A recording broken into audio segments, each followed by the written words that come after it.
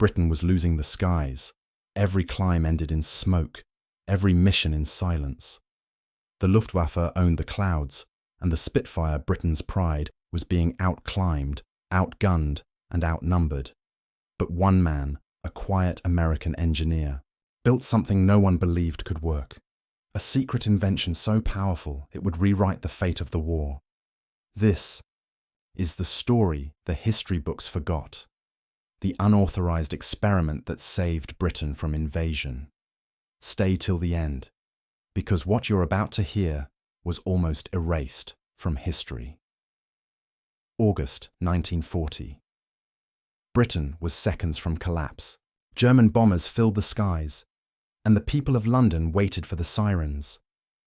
At a small airfield called Hornchurch, one pilot prepared to defy his commanders and risk everything. His mission wasn't approved, his aircraft wasn't ready, and what he was about to test could either save Britain or kill him instantly. The summer of 1940 was supposed to bring victory. Instead, it brought fire. Every morning, London awoke to the low hum of approaching bombers, a sound that sent families racing for shelters before the first siren even screamed. From the white cliffs of Dover to the docks of Portsmouth, the sky itself had become enemy territory. The Royal Air Force, once the pride of Britain, was being beaten, not by courage, but by numbers and altitude. The German Bf-109s ruled the upper air.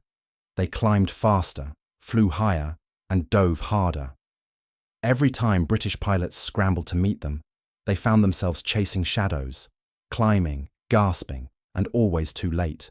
In control rooms across southern England, radar operators watched helplessly as dots moved across their screens, German formations closing in faster than British fighters could reach them. Each minute lost in ascent meant another city burning, another squadron outnumbered, another pilot not coming home. Inside one of those control rooms at RAF Hornchurch, squadron leader Desmond Cook stared at the mission board in silence. His men were exhausted, not from fear, but from frustration. They were skilled, brave, and relentless. Yet the math of war was against them. "We're fighting the laws of physics," Cook muttered one evening as mechanics worked on the wing of a Spitfire beside him. He was right. The Spitfire, the jewel of British engineering, had one fatal weakness: its propeller. Fixed pitch, crude, and unresponsive, it strangled the Merlin engine's true power. At low altitude, it performed beautifully, but as it climbed, the propeller's angle stayed rigid, forcing the engine to fight the air itself. German fighters, on the other hand, used advanced variable pitch propellers that adjusted automatically. Their engines breathed freely, their power constant. In climb after climb, German pilots simply pulled up and disappeared into the clouds. British pilots described it like chasing ghosts. They could see their enemy, but could never reach them. Each sortie ended the same way, with radio silence. A name crossed off the roster, another aircraft that never returned. Back in London, Prime Minister Winston Churchill warned his commanders, "If the RAF fails, there will be no defence left. The seas will not save us." And he was right. Britain was one invasion away from extinction. The Luftwaffe's dominance in altitude meant they could bomb at will, destroy radar towers, airfields, fuel depots, everything Fighter Command needed to survive. It wasn't just a battle for the skies anymore. It was a countdown to the fall of Britain itself. Desmond Cook understood this better than anyone. He had flown over Dunkirk, watching helplessly as German fighters climbed away with ease, untouchable. He knew that no amount of courage could fix an engineering flaw. The RAF didn't need more pilots. It needed a miracle, a way to climb faster, fight higher, and outfly an empire that believed it had already won. And that miracle was about to arrive from across the Atlantic. Across the Atlantic, far from the smoke and sirens of London, another kind of war was being fought. A war of ideas. In a quiet workshop at Hamilton Standard in Connecticut, an American engineer named Frank W. Caldwell sat before a spinning blur of metal and air. To most, it looked like a simple propeller. To him, it was alive. Caldwell wasn't a soldier. He wasn't even interested in glory. He was an inventor, obsessed with one question. Why? Should a propeller be dumb? He believed that an aircraft's propeller shouldn't just spin, it should think. It should breathe with the engine, adapt to the air, and change its pitch automatically to give the pilot the perfect balance of power and speed at every altitude. It was a radical idea, something no other engineer had made reliable at scale. He called it the constant speed propeller, a living mechanism that adjusted itself hundreds of times per minute, fine-tuning the aircraft's thrust like a brain made of gears and oil. To the American Army Air Corps, it was genius. To the British Air Ministry, it was dangerous. When early rumours reached London, the proposal caused uproar. Install an untested foreign device in the RAF's most precious fighter? Madness, they said. The Air Ministry was buried under committees, paperwork, and fear of failure. No one wanted to sign their name to something that could destroy an aircraft, mid-air. Meanwhile, German engineers were years ahead. Their Messerschmitts already using adjustable propellers with terrifying efficiency. Every day the RAF delayed, more pilots died. But innovation has a strange way of finding its believers. At de Havilland, a small team of British engineers studied Caldwell's blueprints in secret. They saw potential where others saw risk. To them, it wasn't just machinery. It was salvation. They contacted the Americans quietly, under the radar of official channels. Caldwell, intrigued by their courage, agreed to help. He began shipping the design, piece by piece, drawing by drawing, across the Atlantic, smuggled through diplomatic pouches, hidden under crates of aeronautical equipment. The constant speed propeller began its journey to a nation fighting for its life. Back in England, the engineers worked by lamplight. Night after night they fitted, adjusted, recalibrated. The first tests were terrifying. Engines roared out of control, blades shattered. Mechanics dove for cover as fragments tore through the hangar walls. But Cook, the pilot desperate for altitude, refused to give up. He told his crew, "If this works, we climb before they even see us." And then, in the chill of dawn, they mounted Caldwell's invention onto a single Spitfire. Unauthorized, unapproved, but ready.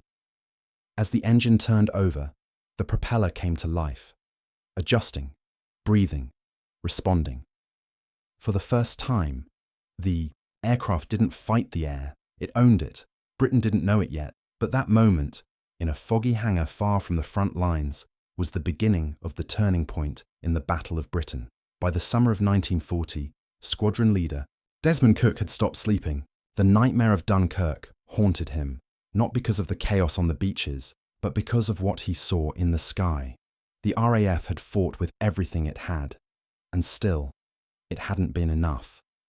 German Bf 109s climbed like arrows, slicing through the air with effortless grace. Spitfires followed, brave, fast, but gasping for power as they clawed upward. Cook watched his fellow pilots vanish in trails of smoke, their planes outpaced, outmaneuvered, and outgunned. He realized something no commander wanted to admit. Courage couldn't beat physics. Back at Hornchurch Airfield, the days blurred into a rhythm of loss. Fuel trucks rolled in, coffins rolled out.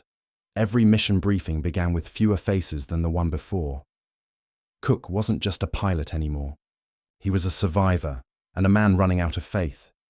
He had read the technical reports, the engineering memos, the endless excuses. The Air Ministry was still debating the new American constant speed propeller, a technology that could give the Spitfire the climb rate it desperately needed. But the bureaucracy moved slower than the war. They wanted safety, signatures, and proof. Cook wanted one thing: altitude. One night, as the hangars sat silent and the blackout lights flickered, Cook made a decision that would change the war. He picked up the encrypted radio in his office and spoke into the static. Hornchurch to de Havilland. Urgent request. No papers. No approvals.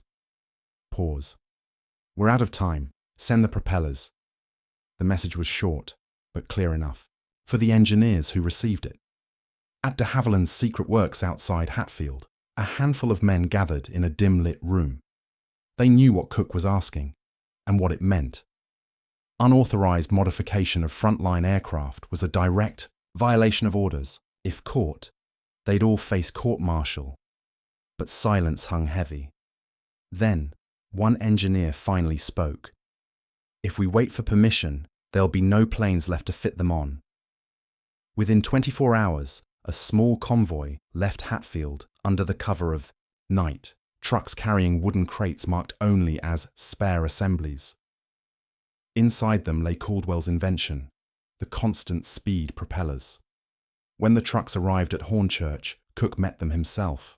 No salutes, no ceremony, just a nod and a quiet order. Get them on the spits before dawn. Mechanics worked by lantern light, their hands black with oil and fear. The hangar echoed with whispers and the clatter of wrenches. Each turn of the bolt felt like a heartbeat against the ticking clock of invasion.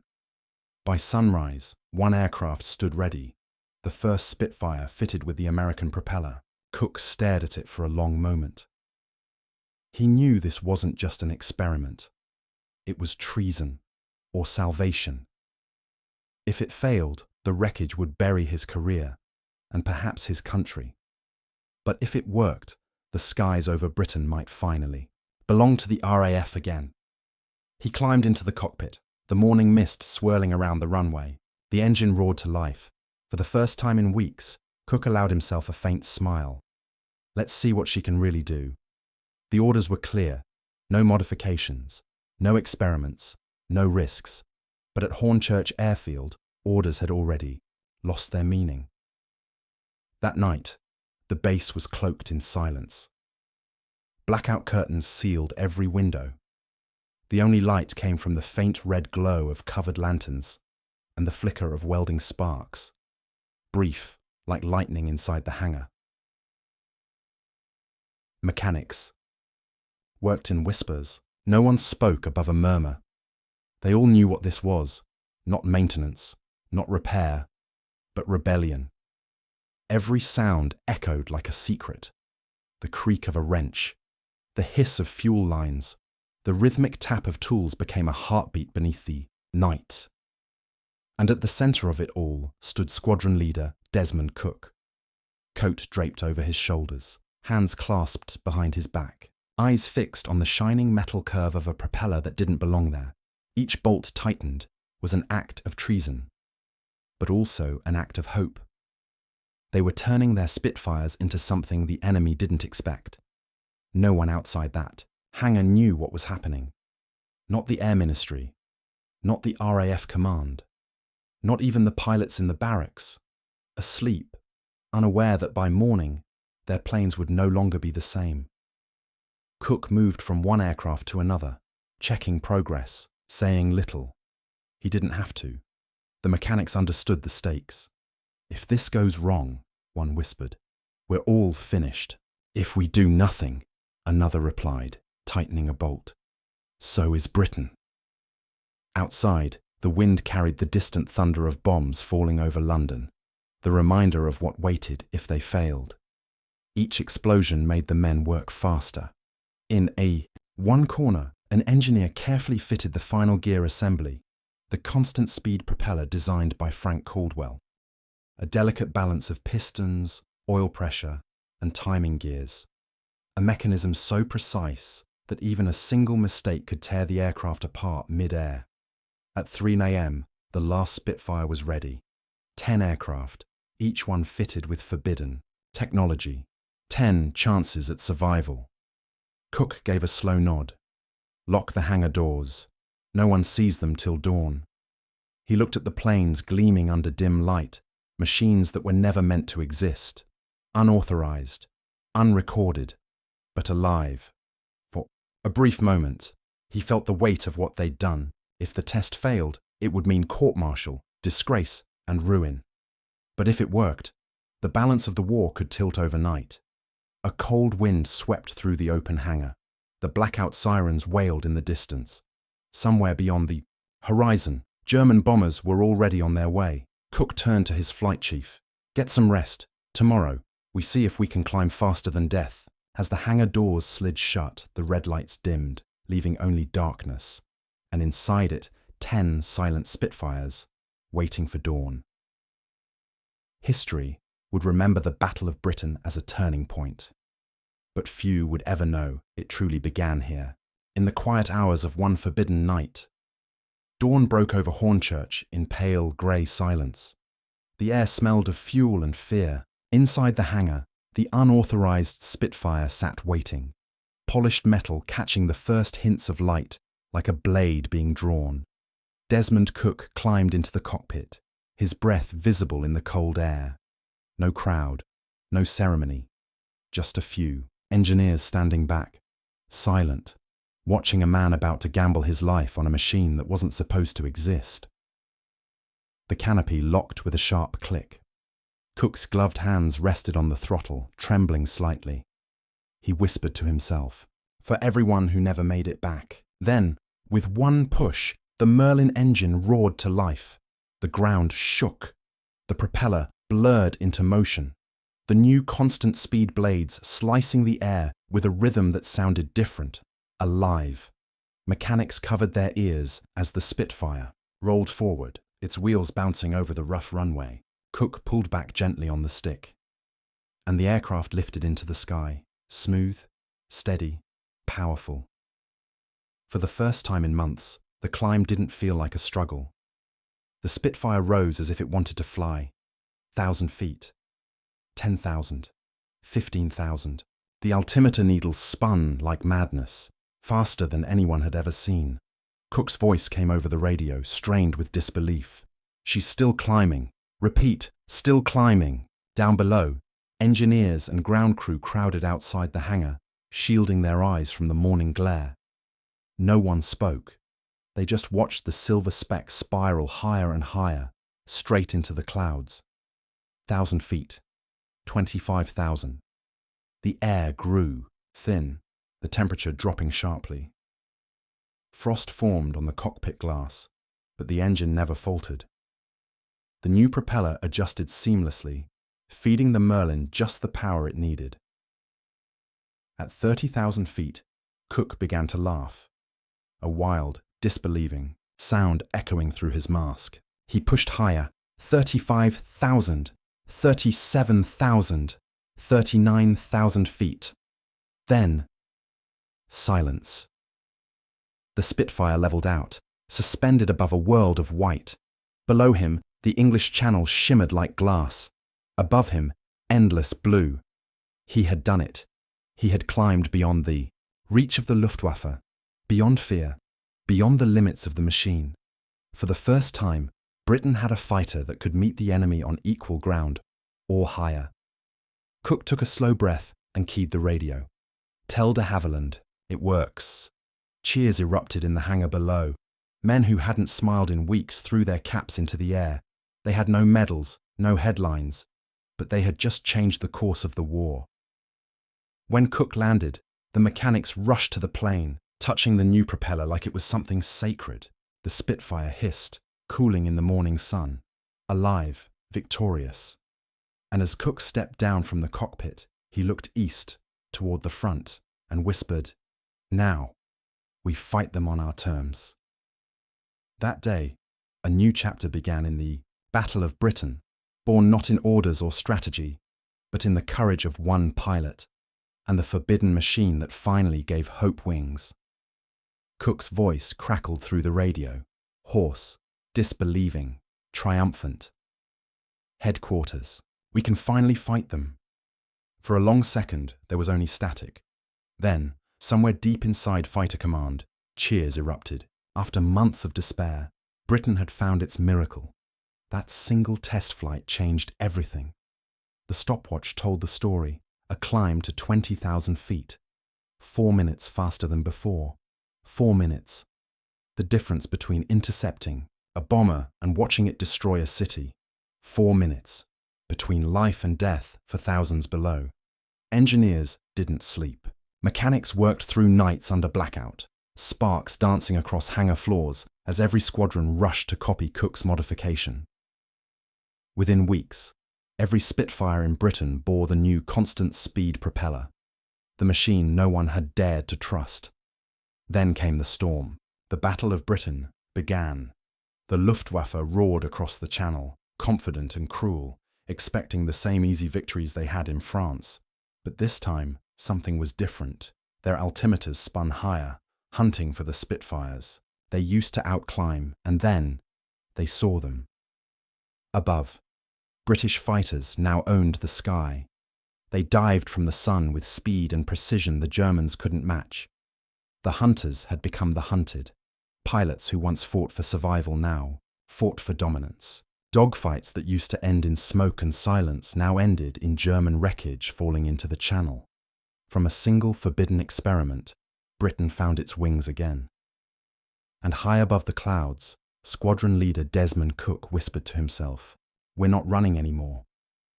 That morning, the war's balance shifted, not by numbers, not by orders, but by one pilot, one idea, and one impossible machine. History remembers the pilots, but not the man who made them unstoppable. Frank Caldwell never flew in combat, never wore wings, yet his invention decided who ruled the sky. Some heroes fight with courage, others with a wrench and a dream. If stories like this move you, subscribe, because next we'll uncover another secret experiment that changed the course of World War II forever.